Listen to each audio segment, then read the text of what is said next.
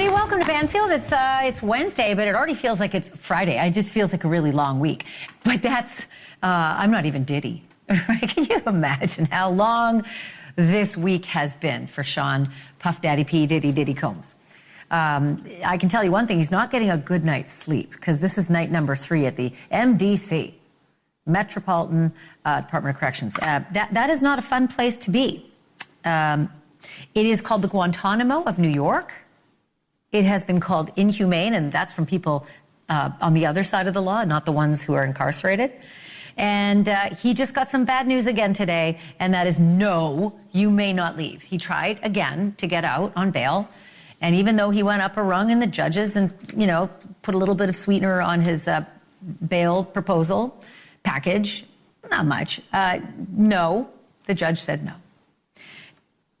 He's going to have to start getting used to these, like, meals through the slat of the door and the stinky mattress in the cell, because the real prospect is that he could end up in prison for life. If he has to stick this out in a nasty old jail until his trial, that's going to be the least of his problems in the grand scheme of things. That could be a year and a half, you know, maybe more if he really wants to fight. But life, that would get used to baloney. So tonight, guess who's going to talk to me about who else is shaking in their boots? What other big celebrities are worried they may be on those dirty party tapes? Never knew that cameras were rolling. Harvey Levin is joining me from TMZ. He has all the scoop. He broke a lot of the Diddy story, and so he's joining me to talk about this tonight. Also, the more we learn about Ellen Greenberg, the more questions we have. Ellen Greenberg was a teacher, found stabbed 20 times in her apartment. 10 of those stab wounds were to the back of her head and neck, and still, her death was ruled a suicide by the medical examiner. And it was hinky back and forth. Homicide, no suicide. Maybe homicide. Now let's leave it at suicide. So don't do those things if you know Brian Enton is out there, because Brian gets answers. And on our second night this week of digging into this story, did he ever come up with some doozies? Big breaks in this case. Stuff that I don't think the DA wants us to know. And I sure know that the former cops, maybe even current cops who worked on the case, don't want us to know. But tonight, you're going to know. Has to do with a couple of really important things like photos and stab wounds, what they did and didn't show, and Google searches that apparently never existed and then suddenly did. So all that's coming. And then you know her as Lisa Simpson. I always try to talk like Lisa Simpson. And I'm never like Yardley Smith. But every time I hear her, when she's not doing The Simpsons, I can't help but picture Lisa Simpson. But the truth of the matter is that Yardley Smith is one of the most popular and successful true crime podcasters out there, along with her 2 partners, 3 actually.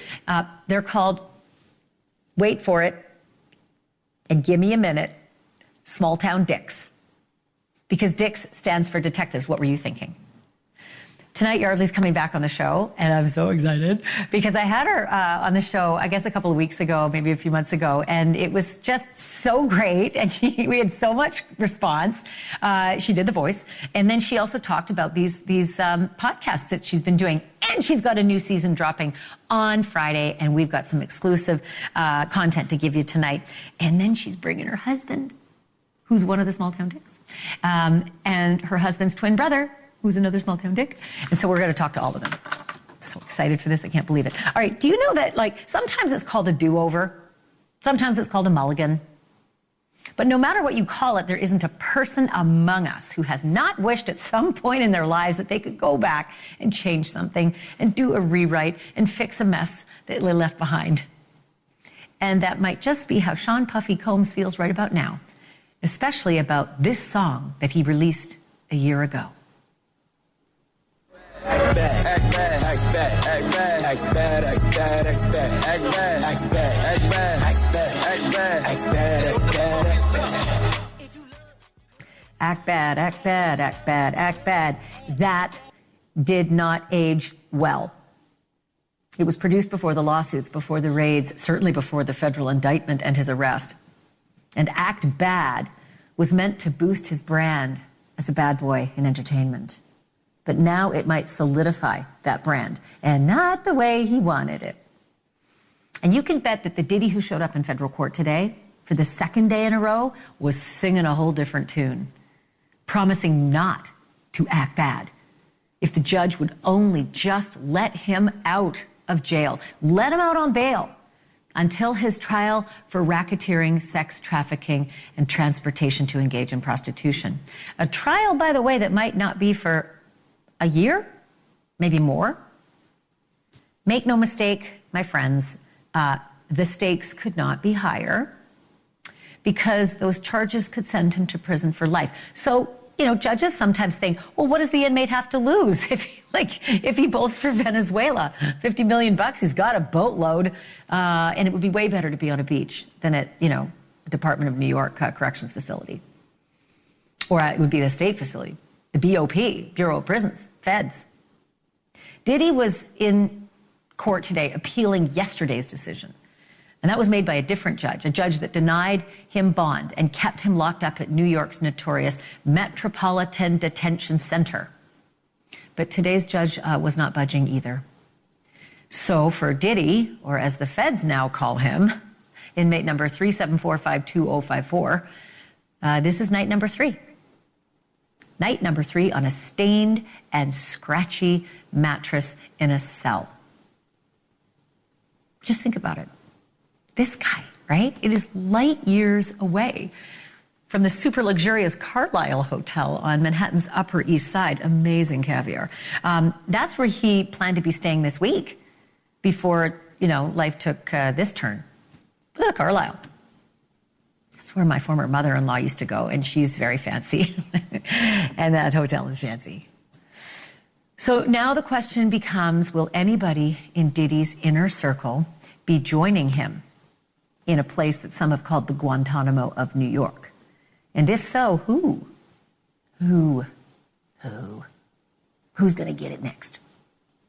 Diddy's indictment makes a whole lot of note about staffers and employees and hangers-on. Doesn't name names, not yet. And it doesn't bring charges against them either, not yet. But one name that has surfaced in other court papers is a woman by the name of Christina Coram. Christina Coram, seen there, lovely smile. She was hired as a senior executive for Bad Boy Entertainment back in 2013. And Sean Diddy Combs has called her his right hand. But one of the 9 pending civil suits against Diddy calls her more than that. It calls her, quote, the Ghislaine Maxwell to Sean Combs, who, quote, ordered sex workers and prostitutes for Diddy, referring, of course, to Jeffrey Epstein's right-hand woman, who spent some time in the MDC as well. To be clear, that is just a claim against Ms. Coram in a lawsuit. And Ms. Coram hasn't been arrested or charged with any crime. But I want to unpack all of this with a guy at the forefront of covering P. Diddy. Harvey Levin is the executive producer of TMZ. He's also right now out with a new streaming series called TMZ Investigates Matthew Perry and the secret celebrity drug ring, and it's really good. But I had a chance to chat with Harvey a little earlier about what Diddy is facing right now and what other big names just might show up on those dirty party tapes. Harvey, it's great to have you on tonight. Thank you so much for this. I kept wondering if sweetening the pot in a bail offer with no more money and just an offer not to see girls was going to make a whiff of difference to a federal judge.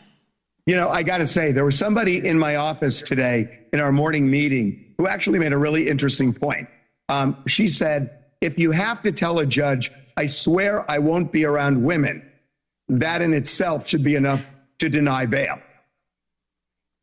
Yeah, and I have been thinking as well why the money wasn't boosted. I mean, look, $50 million is it's not chump change. But for a guy who's professed to be a billionaire, why didn't he leverage more? Why didn't he do more? Why didn't he offer more? Ashleigh, I don't think it's a money thing.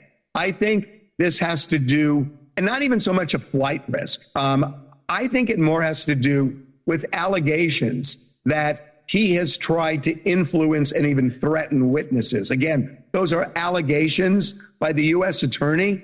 But if the judge buys into that, and it seems like the judge has, then however much money you put up is inconsequential. The real issue is he trying to rig the trial? And the U.S. attorney is saying yes. And obviously, these are the kinds of charges where that does typically happen. Not that it doesn't happen in other cases and murders, et cetera, but when you're dealing with sex crimes, it is so pervasive that witnesses can be intimidated and often do drop out of cases and become less willing to cooperate and perhaps testify. Can I ask you about that? Like, how, for lack of a better description, how effed is he? Well, I mean, Ashleigh, you and I were around during the O.J. Simpson trial. I stopped answering that question because I thought O.J. was plenty effed, and he wasn't. So you never know. And as you know, the prosecution's case is strongest the day it's filed because you don't hear the defense. So I don't know. I mean, you know, one of the things that's very clear is that they're going to argue that a lot of this was consensual. They're going to argue that the freak-offs were consensual, that the drug use was consensual. I think they're going to have a huge problem with the Cassie video. But I think this is going to be a deny defense. And for a lot of people who maybe, you know, they think they're familiar with hip hop culture because they might see an awards show and maybe some music videos. Maybe people have always sort of assumed that there are these freaky parties that go on. And maybe in their minds, that's what they can be told in a courtroom, that sure, freaky parties are everywhere. And this was no different. But the difference in this case is the witnesses and the number of people who filed civil complaints that all seem to line up with the same kind of narrative. Yeah, and you know, the civil cases will be put on hold during the criminal trial, I'm sure. But these witnesses can definitely go to court. There is no doubt in my mind that the star witness for the prosecution is Cassie, his ex-girlfriend, who he beat horribly at the Century Plaza Hotel in 2016. But there were going to be a lot of other women as well, and men. And I think the volume is going to be very difficult for him to overcome. So let's talk about that. I'm curious about the people who are around him, the closest to him, those executives, those security team members, those minions, the people, the housekeepers that were listed in the indictment, unnamed, who I think right now are shaking in their boots if they haven't already been paraded in and out of the U.S. Attorney's Office. How many of those people do you think are so loyal to Diddy they might go down with the ship? And how many of them do you think are singing like canaries? Well, I mean, look, we have seen how many cases where somebody is on the line and they flip. And that's what the U.S. attorney is going to do. I have no doubt about that there are people who have got to be nervous right now. Remember, I mean, they say that this was like a mafia organization that operated for 18 years. Diddy was the sun around which 1,000 celebrities circle, and big celebrities. So I don't think it's just housekeepers and security guards. Who else attended these parties? And I think that may be a reason why Hollywood has been so silent, that they often speak out. I mean, with Harvey Weinstein, everybody talked. Here, we're not hearing a whole lot. Well, then that's a fascinating concept, because I sort of now am envisioning this avalanche, you know, that this was the tip of the iceberg, and that it's not just Diddy's circle. It's a whole lot of people who might have been involved in sex parties where those who were not aware of what was happening end up being rape victims. And all of this, unbeknownst to the guests, was videotaped, according to the federal government. Right. They seized a lot of videos, and Diddy did video a lot. And, you know, it's kind of hard to believe that the way he kind of brags about his life and, is the host of so many parties, you got to wonder who else was at these freak-offs. I don't know, but it just stands to reason that after 18 years, that there is videotape that a lot of people just don't want to surface. That's what I was thinking about. I have always seen him photographed at the white parties and the Met Gala and all these incredible events. He is really friendly with the top echelon of society. I mean, they are his pals. Every single A-lister, you look at the photos, he is right there arm in arm. And I keep wondering how many of these people may have been at the parties with no idea that there were tapes rolling. And right now, maybe they're not criminal. Maybe they didn't do anything at those parties that rises to the level of criminal charge.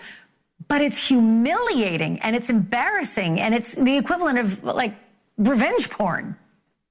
It is. And by the way, the pictures you're showing, we're not in any way suggesting that any of those people were at the party. We have no idea. What we do know is he just knew everybody in Hollywood. He knew everybody, in the high echelon social circles. They partied with him. They came to his parties, his white parties. The question is, did they go to these other parties? And you're right, that it may not involve any criminality, but they don't want to be seen at this. And now they find out there's video. Oof.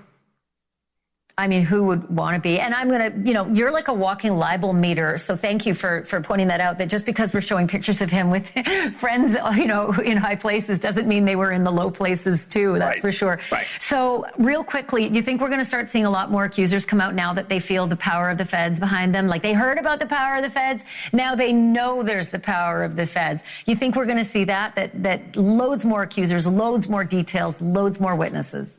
Well, we saw it with Cassie, that she was the first person, and then there was just a cavalcade that followed.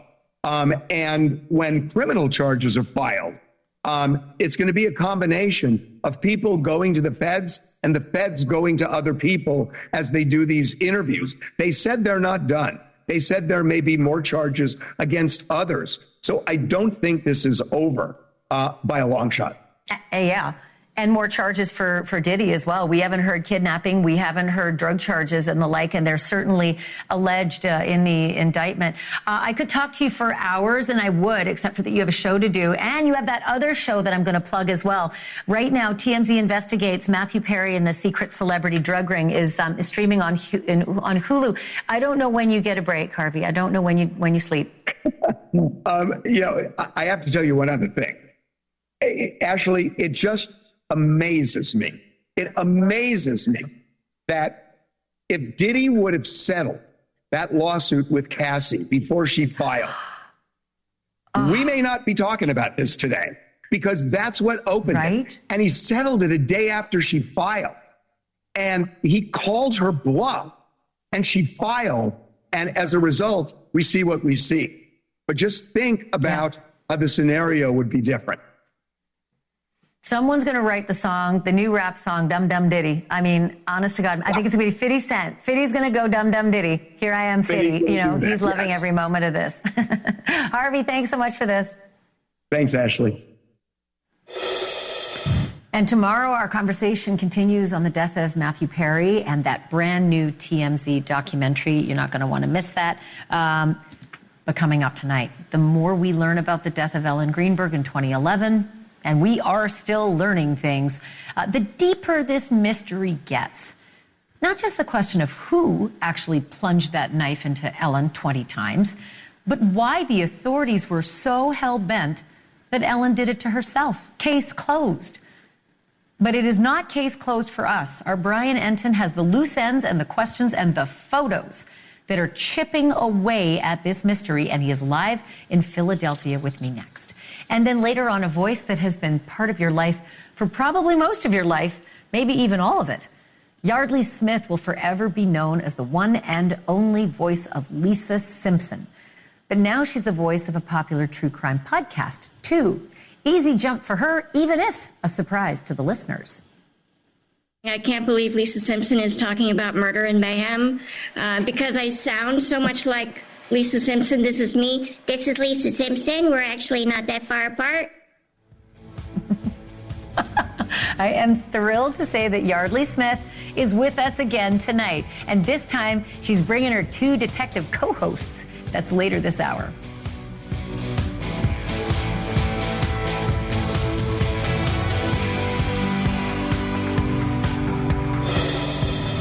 Someone's found dead with more than 20 stab wounds, 10 of them to the back of her head and neck, and the death is officially ruled a suicide. Oh, there are going to be questions. The parents and friends of Ellen Greenberg have been asking those questions for 13 years, ever since the young school teacher was found dead in her own Philadelphia apartment in 2011. And for the last few days and weeks, we've been asking questions too. And we've been getting our hands on some evidence that raises new questions, like mysterious bruising that is plain as day in her autopsy photos. Even if you could stab yourself 20 times fatally, where would the bruises come from? And then there's the story told by Ellen's fiancé, Sam Goldberg. He says he found Ellen's body after kicking in their apartment door with building security right by his side. But here's building security talking to our Brian Enton last month. Did you ever go with Sam up to the door when he was trying to get in? No. Do you know where that story came from? Came from him. Over the course of our coverage, we have repeatedly reached out to the Philadelphia District Attorney's Office, and only today did we receive an answer, if you can call it that. The DA's office said, and I quote, "We have no further comment regarding this case. Period." End quote. Further comment? Where's the closer comment? There's been no comment. Brian Enton joins me now live from Philadelphia. Brian, start right now with the new photos. What did you discover? Yeah, so we're outside the Philadelphia Police Department tonight, Ashleigh, which is a little awkward because we've sort of been calling them out for the last month or so with these reports, but it's such a strange investigation. We've talked about the stabbing, which you mentioned, the 20 times that she was stabbed in the front, in the aorta, in the back. But what's interesting and hasn't got a lot of attention is the bruises. And I want to warn you, we're going to show you some autopsy photos here. We're trying to be sensitive, so we zoomed in. But there were bruises all over her body, Ashleigh, and we just got our hands on these photos today. You can see on the neck there are bruises, and as we kind of cycle through, there are some bruises that appear to be more fresh. There are some that appear to be older. There was experts who reviewed these photos along with a lawsuit that the family filed, and the experts said that some of these appear to be fingernails that went into Ellen. There's bruises on her arm that you can see. There was one quote that I read from one of the experts that said the patterns were consistent with a repeated beating. So I looked at the full photos, really, really disturbing, Ashleigh. I want to show you there's this diagram that was created by one of the experts that specifically shows where all of the bruises were on Ellen's body. You can see it right there, all of those yellow circles. Those are the bruises that were all over her body that were just never really explained. Except they still came to a suicide. And to that end, Brian, they first ruled it a homicide, but then they switched it to suicide. And as it turns out, they almost switched it back to homicide and then didn't. What's the story there?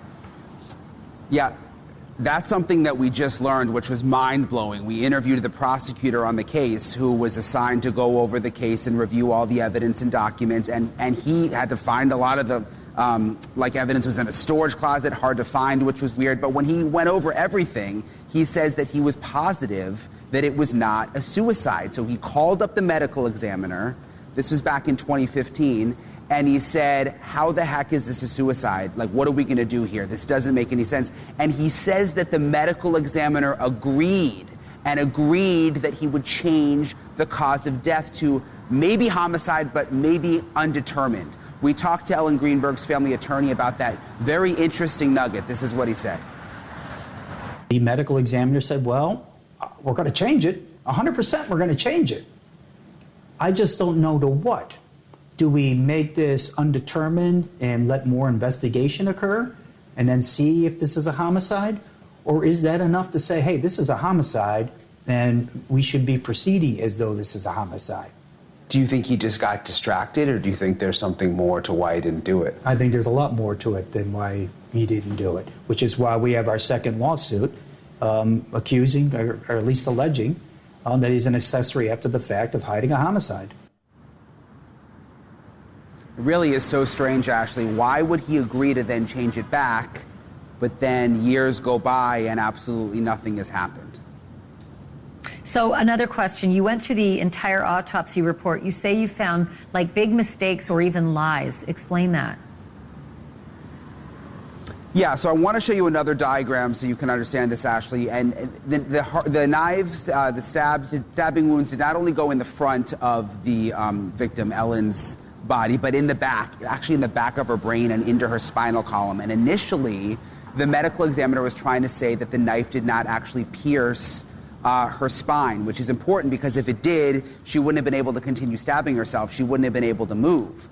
So in the autopsy report, I want to read you this quote. This is the original autopsy report. It said, neuropathologist Dr. Lucy Rourke examined the spinal cord and concluded that there is no defect of the spinal cord. There it is right there in black and white. But what's interesting is when we interviewed the prosecutor and he was going over all the evidence, he says that he called that doctor and she said, wait a minute, I had nothing to do with the case. I never even did that. So there's a real mystery of how that ended up in the autopsy report, and it's an important part of it.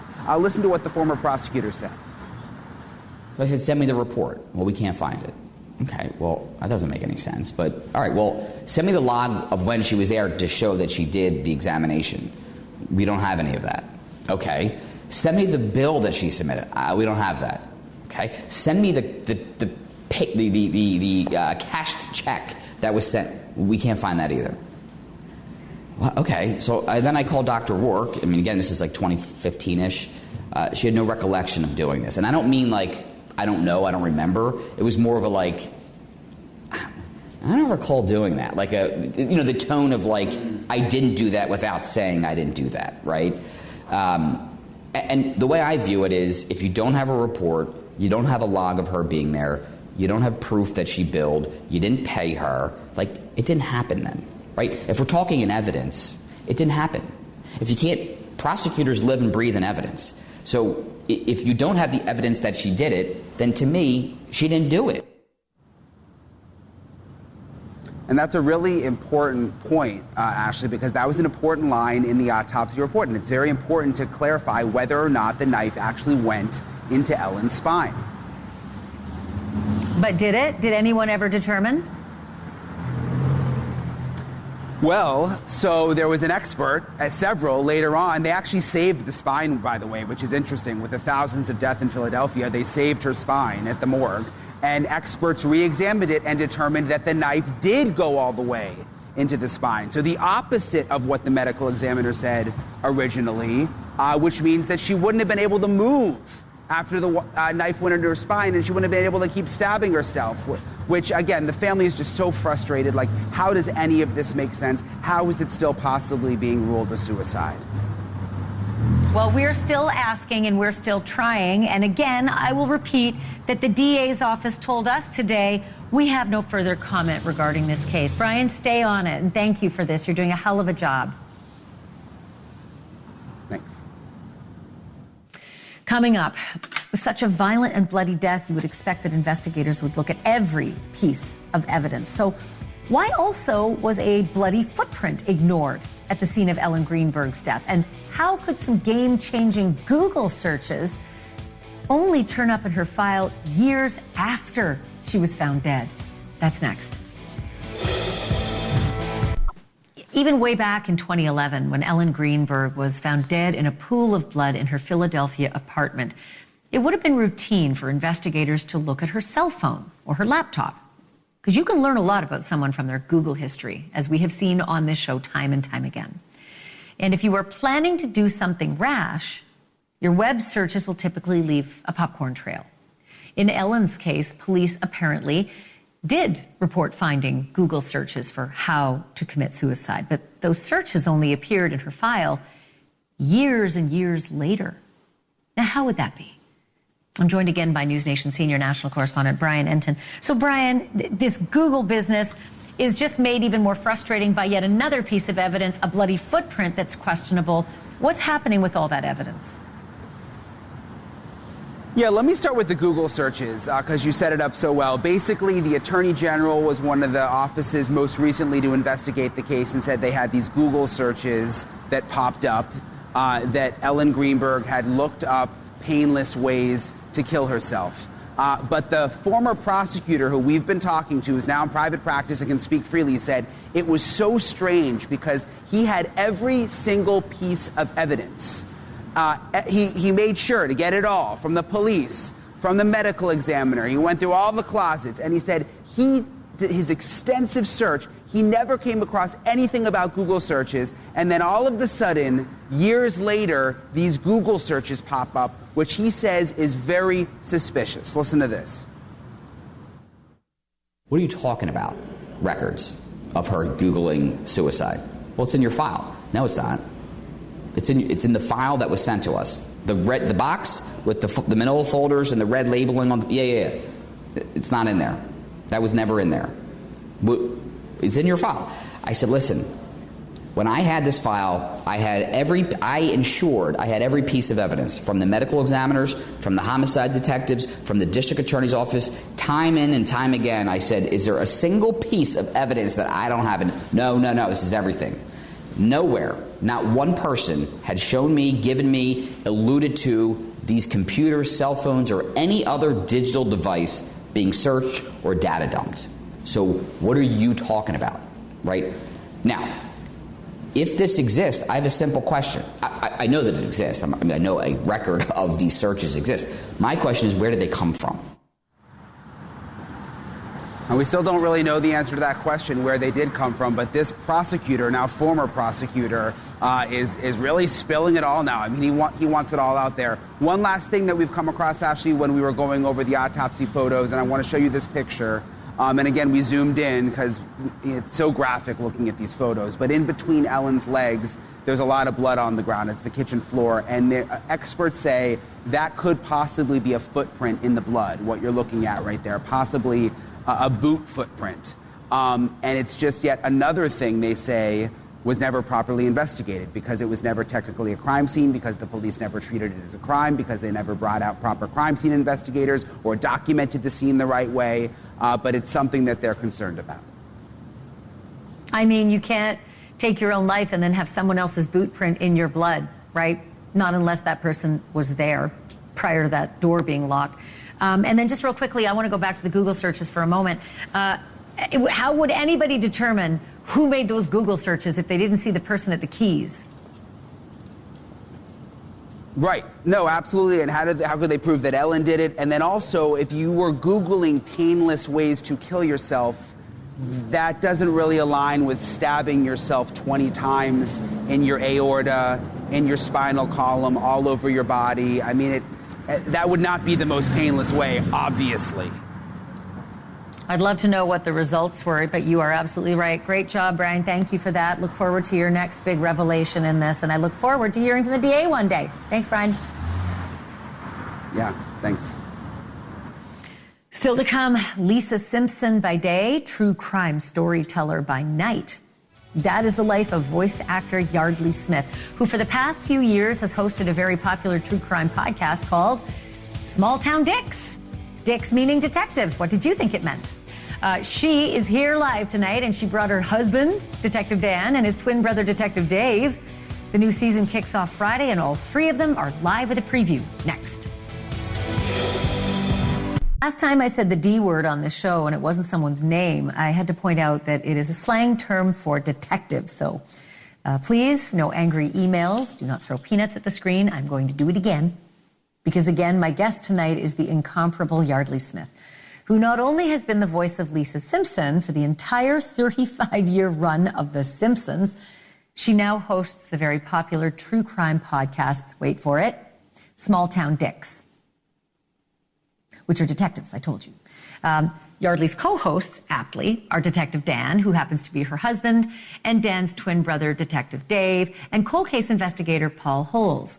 Their 15th season premieres on Friday with a case about a teenage girl named Jennifer who was sexually abused by her own father. When she finally told her aunt, Susan, about the abuse, that aunt admitted that her father used to abuse her too.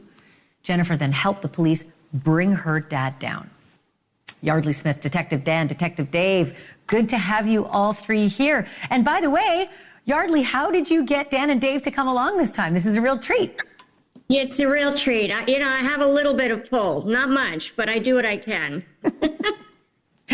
Well, this is great. I'm most appreciative, and we did get a flood of fan letters after your last appearance, so I'm hoping to make this a regular. Let's just dive right into this amazing story that you guys are doing and dropping this Friday. It's tragic, it's awful, but it's also amazing that this girl was able to, convince her aunt, who had the same horrible experience, and then worked with the police to bring down her dad. How did it work, Yardley? How'd she bring her dad down? They did what's called a controlled call, and Dave can speak to that in detail since he used to investigate sex crimes and child abuse when he was a detective. But honestly, this case doesn't even get off the ground unless Jennifer actually discloses that this abuse was going on. Then the police, we had a wonderful guest detective named Bree. God forbid anything like this ever happens to any of us. You'd want somebody like Bree or Dan or Dave to be your investigator. So Bree gets involved and they do this controlled call, and the dad actually admits to the abuse on the call. And that kind of confession, while it's not the entire case, there's still investigation that has to go on, is real gold. Oh, I'll bet. And Detective Dave, you do this. You do these controlled calls, as I understand. You've been part of that process, and I can't even imagine what it's like to work with a kid and try to coach them and keep them safe and make sure they know that they can get through it. How do you do it? It really comes down to I'm just kind of a Sherpa for the victim while they're going through this process of a controlled call, where I'm giving them kind of feedback on what has happened on previous controlled calls and what a suspect might say to trip them up. So we really talk about kind of plan out where we want this conversation to go. And I always empower the victim with, you can end the call at any time, but this really is a chance for you to say whatever you want, to cover any ground you want with the suspect in this, and really call them out. You get to be blunt, you get to be very direct, and I feel like that really empowers victims when they get to talk to somebody that's victimized them, and they've got a detective and their family and friends in the background supporting them. Those are huge moments, and those calls can be gold for a prosecution. I'm looking forward to this episode, as I know all your ardent fans are as well. And to that end, I'm noticing all the photos behind you, Dave, are the Simpsons photos. And what's amazing is that with this incredible sort of background that Yardley has in the Simpsons, you guys were not used to the microphone. So all of a sudden you've become broadcasters. So Dan, walk me through being beside this extraordinarily talented wife of yours who could just snap her fingers and she could do it. You guys, not so much. You had to sort of have a learning curve.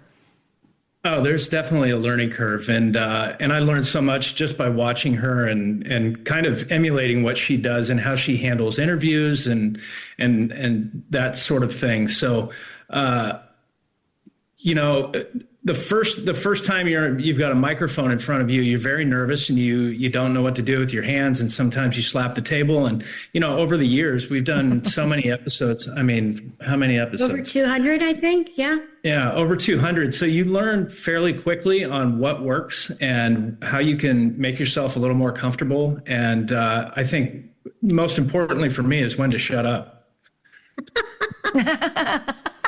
Well, I don't want you shutting up right now. In fact, Yardley, I was thinking about if Lisa Simpson were trying to convince your podcast audience to check out the podcast series that's dropping on Friday, what would she say? Lisa Simpson would say, listen, all you people who love true crime, all of the cases on Small Town Dicks are told by the detective who investigated it. So you're going to get real, authentic, heartfelt, soup to nuts details about how an investigation needs to come together perfectly in order for justice to be served. You don't want to miss that. Oh, my Lord, you are so good at this. And I can see your husband just like, that's what she does. That's what she does. Hey, to the three of you, I wish you the best success with this new season. Yardley Smith, Detective Dan, Detective Dave, come back again. I can't wait. We'd love it. We'll be back next week. Oh, woo! The booking is set. Thanks, guys. Still to come on this program, because I still have a little bit to go. She has been all but in hiding for months. And now tonight, Wendy Williams is saying, show me the money. I have no money. And I'm going to tell you something. If it happens to me, it could happen to you. Wendy Williams caretakers say an explosive docuseries that aired this year defamed her, demeaned her, and exploited her, and grossly underpaid her. The figure shocked me. I think it will shock you. And Wendy's guardians are taking it to the judge. Details next. Earlier this year, we talked a lot about, sadly, this revealing docuseries called Where is Wendy Williams? And it is back in the news tonight. Wendy's official guardian is taking action against the TV network behind the doc, Lifetime, as well as its parent network, A&E.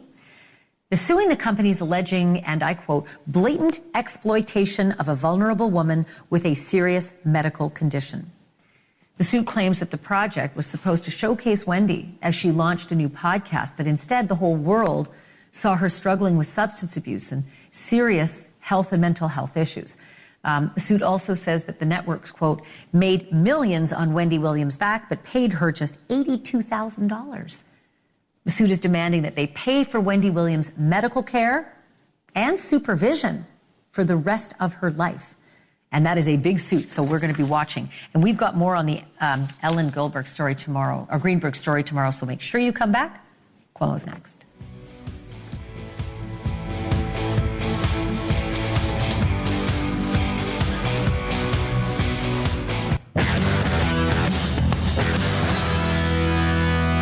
Chris Cuomo here. Thank you for joining me on NewsNation. And we start tonight with breaking news. Sean Diddy Combs, just hours ago, denied bail again. He will now be living that thug life for real, at least until his appeal. And if his case goes to trial and he is convicted on these RICO and other charges, he could be in prison for the rest of his life. Why? These are heavy charges, okay? We're looking at racketeering. That's RICO, okay? RICO's an acronym. Sex trafficking. Transportation to engage in prostitution. Combs' lawyer